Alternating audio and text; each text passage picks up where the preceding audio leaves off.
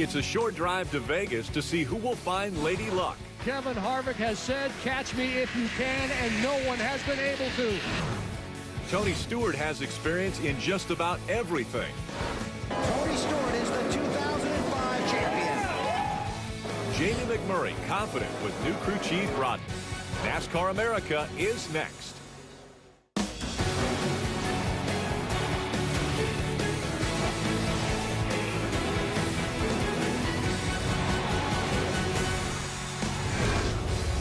Today we make the transition from Phoenix to Las Vegas, which is easy for us to say, but hard work for the teams that are over 2,000 miles away from the comfort of their race shops. Hello and welcome to NASCAR America. I'm Rick Allen. That's Ken Schrader. This is Kyle Petty.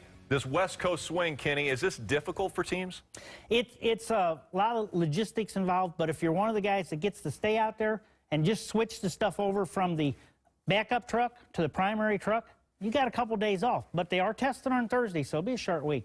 All right, as we turn the page to Vegas, let's look back at last year's race and how Matt Kenseth got his first win under the Joe Gibbs banner. Kenseth led the final 41 laps and held off a hard-charging Casey Kane to get his first victory with JGR in just his third start. Heck yeah, boys! Woo! Thank you, Joe Gibbs. Yes! Thank you, Lord. Thank you for putting me here. Last season, Joe Gibbs Racing dominated mile-and-a-half tracks in the Sprint Cup Series, winning 7 of the 11 races. These tracks comprise almost a third of the schedule. 5 of these races take place during the chase. Now, the Vegas track was reconfigured in 2006, and that brought new challenges to this mile-and-a-half speedway. Let's dive into some of the changes that took place and some of the areas that we're going to focus on as we break down Las Vegas Motor Speedway. Yeah, like Rick says, reconfigured in 2006. So let's start in turns 1 and 2. There's a lot of bumps. The racetrack is very bumpy down on the yellow line, so you want to avoid that. Now, we'll see it in qualifying, but during the race, these guys will move up the racetrack to the center groove. They'll move up to the top of the racetrack looking for a little bit of grip. That grip and not running through those bumps allows them to haul the mail down to Kenny Schrader in turn 3. Yeah. Well, when we get down in turn 3, you're running in excess of 180 mile an hour getting down into this green area. Right around here, when you're getting ready to get back on the throttle, you want to have your car positioned right down on the yellow line, right down close to the apron. So that's the preferred groove all the way around. Unfortunately, you have to slow down in the yellow area to come into the pits. The red area is where you make your transition, final transition on the pit road, which is 45 mile an hour. So from 180 to 45, basically in the racing groove. Is that the most difficult part of Las Vegas? No, as bumpy as 1 and 2 is, as hard as it is to get into the pits, I never found the slot machine that paid off, and I never found this place right here, Winner's Circle. Hardest place to find. So it's difficult to win the race and equally as difficult to find Victory Circle. Now joining us on the phone is USA Today's Nate Ryan. And Nate, the Nationwide Series is once again companion to the Cup Series in Las Vegas. A lot of talk about Cup drivers participating in the Nationwide Series races. That's right, Rick, and a lot of that talk often centers on Kyle Busch, who has had such success in Nationwide and Camping World Truck Series races the last few years. He did it again with a Nationwide win at Phoenix last weekend on top of his truck win at Daytona. I spoke with NASCAR Senior Vice President Steve O'Donnell at Daytona, and the sanctioning body is looking hard at changes for next season here. They're also soliciting the opinions of Nationwide team owners, though, because how teams sell these sponsorship is based on the marketing appeal of Sprint Cup drivers. So they don't want to eradicate having those drivers in Nationwide entirely, but they're looking hard at limiting Cup drivers to about 6 to 10 races in lower tier series per season. You know, Nate, a few years back, NASCAR made drivers declare what series they were going to run for a championship in, I think in an effort to give the regulars a better shot at those championships. Why are we hearing this topic come up again now? I think, Rick, because the discussion among fans really hasn't subsided much since NASCAR made that rule change, and it's partially because, again, Kyle Busch is such a lightning rod, and when he wins in these lower series, social media really lights up, and NASCAR is more attuned to what fans are saying in those channels than ever before. They have a 24-hour center that monitors social media in Charlotte. So they're trying to balance what the disgruntled fans' opinions against what teams want in terms of having Cup drivers to sell sponsorship, what tracks and the TV network want in terms of having Cup drivers help build their audience for Nationwide races. There's a lot of different constituencies here that NASCAR is trying to manage as it looks forward to possibly making a rule change next year. The power of social media. Thanks, Nate. Appreciate it, Rick. And so, Kenny, I want your opinion. You actually fall into this category. Drivers who have more experience racing in the lower tiers of, say, NASCAR and even ARCA. I know you've raced a lot of those races. Okay, I'm 40-something years into this sport, not all NASCAR, but just racing in general. And my biggest problem has always been cars that were faster than me. I mean, that's just a tough part of the business. And you know what? That's just part of the business. Yes. So you just got to get faster. Someone brings a legal car and they beat you 10 times a year, you got to go faster.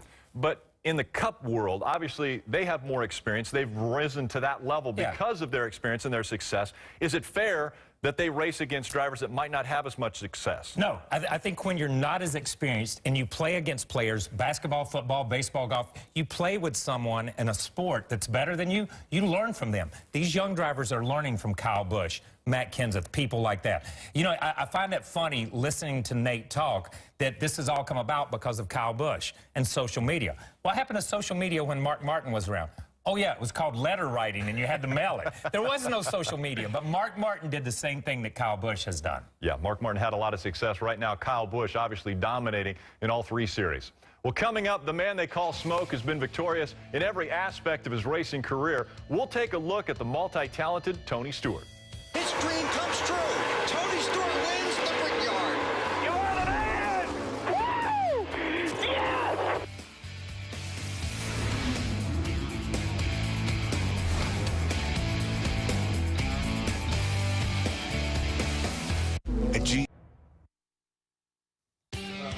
Sunday night, Kevin Harvick celebrated his second straight victory in Phoenix with Stewart-Haas Racing owner Tony Stewart. Big hugs all around. Coming off that win in Phoenix as an owner, Tony Stewart has covered the spectrum of Cup Series racing since he began running in 1999. Here's Tony Stewart climbing up into the flag stand here at the Atlanta Motor Speedway. He's the defending champ. 1997 IndyCar champion Tony Stewart climbed out of his IndyCar and into the Sprint Cup Series. With 3 wins during his first full season in 1999, Stewart made the transition to fenders seem easy. His 25th NASCAR Winston Cup race, Tony Stewart wins at Richmond International Raceway. I wish I knew what to say. I mean, you plan all your life for something like this, and I don't know. It's the first time I've been speechless. Everybody knows I know how to talk. Excuse me, pardon me, coming through. Bowling his way through races ramped up expectations for a series title. Tony Stewart is the 2002 NASCAR Winston Cup champion. Tony Stewart is the 2005 champion. Yeah, this is the icing on the cake for sure. This is absolutely perfect. The driver known as Smoke has a reputation for more than just winning. Stewart expresses his displeasure with Jeff Gordon. Stewart and Logano began fighting. The champion cemented his reputation with his never-relenting, aggressive approach. With 3 championships and 48 wins under his belt, there's no denying that 2 of these wins stood out amongst the others. Going to his home state of Indiana to take the checkers and crossing the yard of bricks at the Indianapolis Motor Speedway. His dream comes true. Tony Stewart wins the Brickyard. You are the man! Woo! Yes! And once again, Tony Stewart will win. After being a regular to victory lane, Smoke decided to put himself in the ownership game, starting Stewart-Haas Racing in 2009. And the wins came quickly. Tony Stewart has won for the first time as an owner. Tony won at least 1 race in each of his first 15 seasons, but 2011 found him winless going into the chase. But 5 wins in 10 races broke his winless streak and gave him his 3rd title. Tony Stewart opens the chase for his first win of the season. One of the greatest 10-race stretches in NASCAR history. 3-time NASCAR Sprint Cup champion, Tony Stewart wins it. Tony Stewart is the only driver to win championships in both NASCAR and IndyCar. Besides being a successful driver and team owner, Stewart owns Eldora Speedway in Ohio. So, Kenny, I want to pose the question to you. You've been to Eldora, you've been around you've been around Tony Stewart probably the most. Is he the most versatile driver in all of NASCAR? Yes, I'd have to say for sure, but that's because I think he's the most versatile driver in the world right now. Really? I mean, he is the modern day A.J. Foyt. You can't win in all three of the USAC open wheel divisions, dirt tracks, asphalt tracks, high bank, flat, IndyCar champion, and do what he's done in NASCAR. He is just the man. He's had a tremendous amount of success. Obviously now as an owner, Kyle, if you were to put his shoes on right now, and you've got a guy like Kurt Busch who's come into his organization, and the announcement just made that he's going to run the Indy 500 and the Coke 600, what kind of advice would you give? First, let me say, that's a huge statement. Most versatile driver in the world, and I believe that also. I do, but that is a huge statement. You know, what can he do? Okay, he's got Danica, who's driving for him, who's an open-wheel driver. He was an open-wheel driver. Right. He's done the double. When your kid comes and asks you, hey, can I do this too? You have to say, yes, I did it, you can do it. I think Tony understands racing and motorsports better than anybody else in the world. From a driver's perspective, from an owner's perspective, from a track owner's perspective, from a promoter's perspective, and from a promotion man's perspective, being that front guy, he covers all the bases. He is the most versatile. Well, and something that Tony looks at it different than a lot of the newer generation people in our sport. It's not just about the bottom line or the numbers. It's the love of the sport. Love of the sport. And I'm going to add this. So many drivers make their money here and buy dealerships and big houses and stuff like that. Tony sinks his cash right back into the sport. That's where his passion is. Last year, he was in a wing sprint, hurt his leg. How is that going to affect him for 2014, Kenny? He's a little gimpy still, but he's gonna be fine. And going back to that sprint car, I mean, he will be fine. It's an injury, it's gonna heal. But he said that wing sprint car and figuring out how to win in that thing, which he has, and he's won number of World Outlaw races, was the hardest thing he had to figure out how to drive yet. Yeah, and I'm going to say this about his leg injury that he doesn't want to talk about anymore. It doesn't make any difference how his leg feels. He's tough right here. Yeah. Between these two ears, he is the toughest man out there. Yeah, a little hard-headed there, but he's tough. A little hard-headed, but he's tough. And we've seen that. He actually throws a helmet pretty well, too. We'll get Tony Stewart's take tomorrow when he joins us on the show. Up next, Jamie McMurray breaks down how the new rule changes have benefited his #1 car. NASCAR America continues after this. I've been working. And Walmart. Saturday, March 15th, the Formula One season returns on NBCSN with the Rolex Australian Grand Prix. Coverage begins Saturday night, 1:30 a.m. Eastern, with an encore Sunday morning, 6:30 a.m. Eastern on NBCSN. Jamie McMurray working up the leaderboard slowly but surely. Great job, Jamie Mack. 27-10, hell of a lap. That was awesome.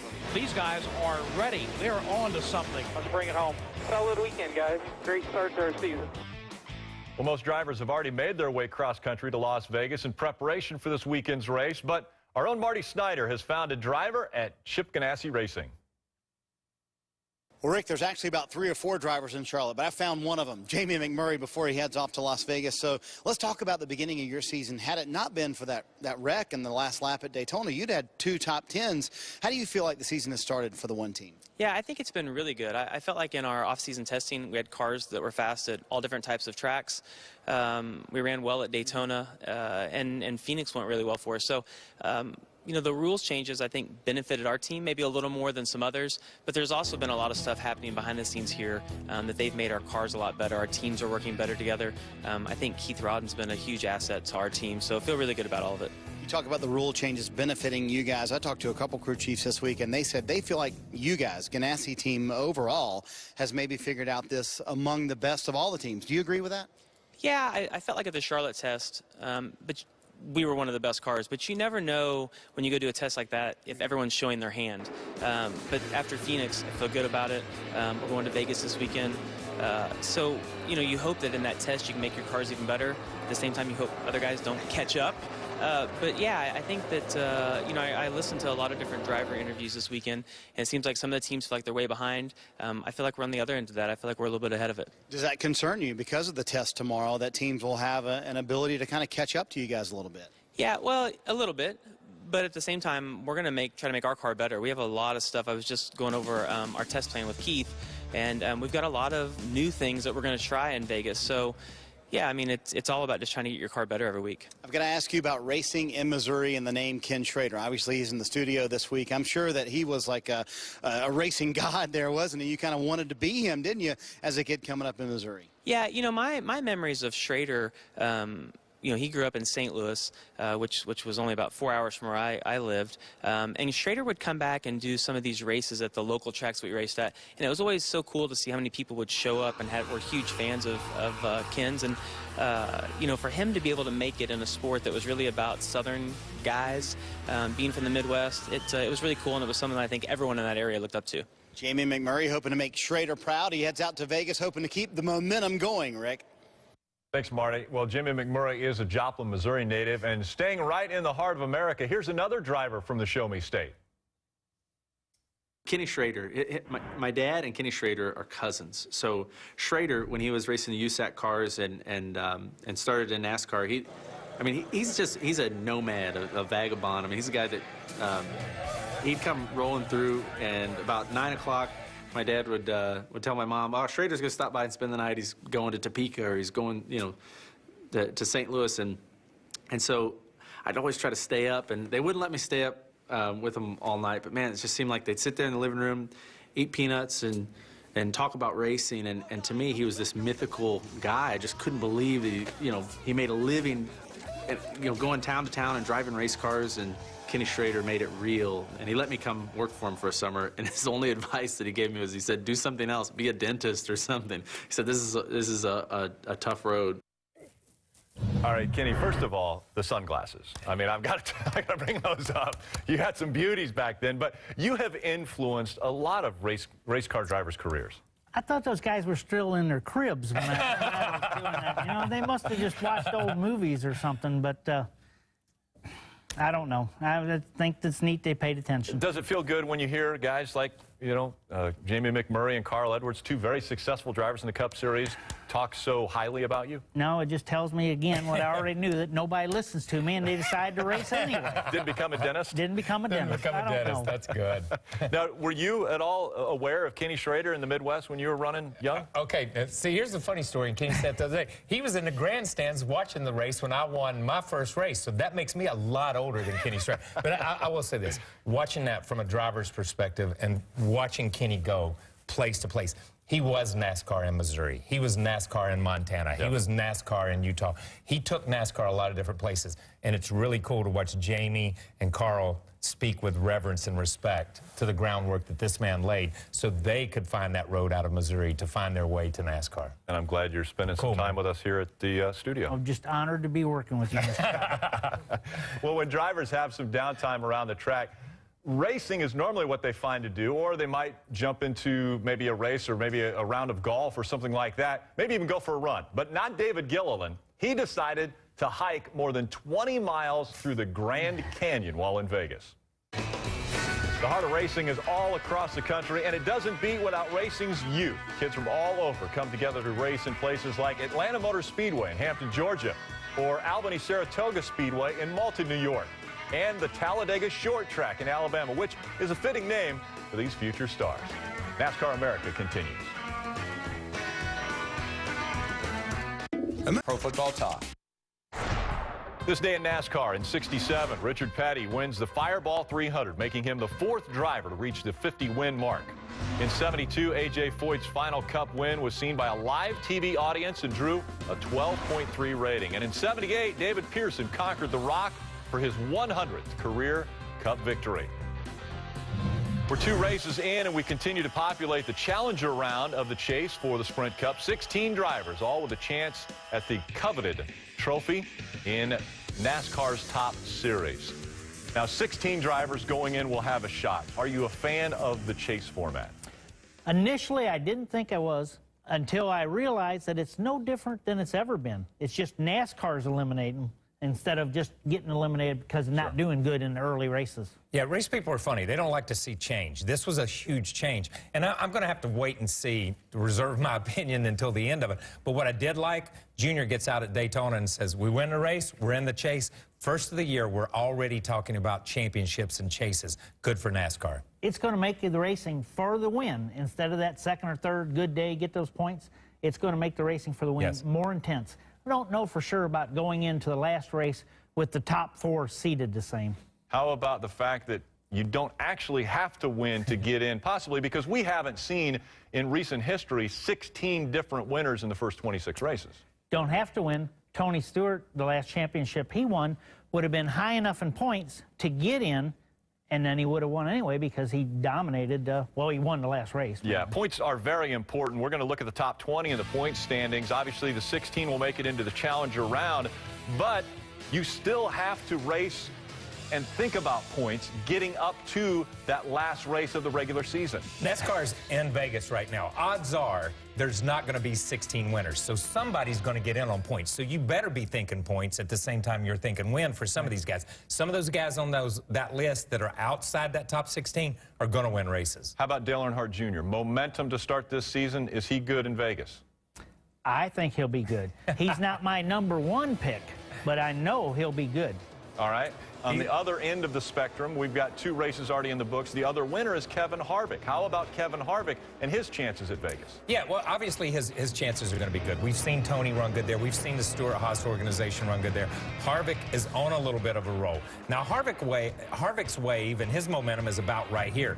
Junior's still on this big wave. Junior won Daytona and second at Phoenix. I'm going to put Junior a little bit ahead of Harvick. Okay, so I've said the 88 and the 4. Is there another driver that looks good as we head to Vegas? Well, if I'm only picking one, I'm kind of partial to that 20 at Vegas. Okay, so Matt Kenseth obviously has had success there. Do you got someone other than the 20? Well, I mean, you know what? I may throw in the 48 of Jimmy Johnson. I'm telling you, man, 1.5 mile racetracks, these guys are going to get a win and get in the chase. They might as well go ahead and knock it out and start working on their chase format. Don't go out on a limb like that, but they are going to test them all, so we'll know more. Way out. So we can ask for we'll ask for your predictions tomorrow? Tomorrow. We'll know more. Tomorrow we'll have it. We'll continue that discussion and more tomorrow. And actually, Tony Stewart will join us as well tomorrow. From the entire NASCAR America family here on NBCSN, I want to thank you for joining us and have a great evening. Coming up next, it's Pro Football Talk on NBCSN.